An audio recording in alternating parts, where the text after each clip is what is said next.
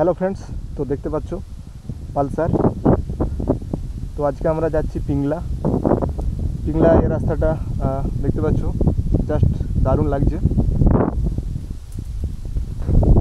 দু সাইডে দেখতে পাচ্ছ এখন ধান কাটা হচ্ছে, তো পুরো মাঠ ফাঁকা, কিছু কিছু এখনও রয়েছে।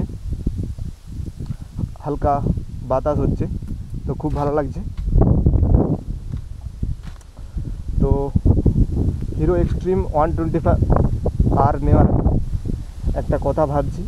তো সবং তোমরা জানো, মা অটো হিরো, ওখানে গিয়েছিলাম, বাট ডেবরাতেও গিয়েছিলাম, তো ওখানে পাওয়া যায়নি। তো পালকোতে খোঁজ করেছিলাম মিদনাপুর, তো ওখানে বলছে ওয়েটিং পিরিয়ড, অনেক টাইম লাগবে বলছে। তো এখন পিংলা যাচ্ছি, তো গিয়ে ওখানে দেখি তো কীরকম। তো চলো যাওয়া যাক।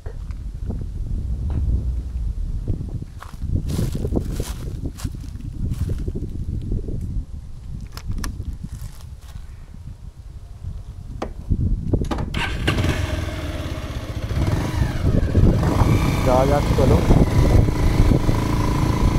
বাতাস হচ্ছে হালকা, তো সাউন্ডটা কেমন আছে একটু বলো তোমরা।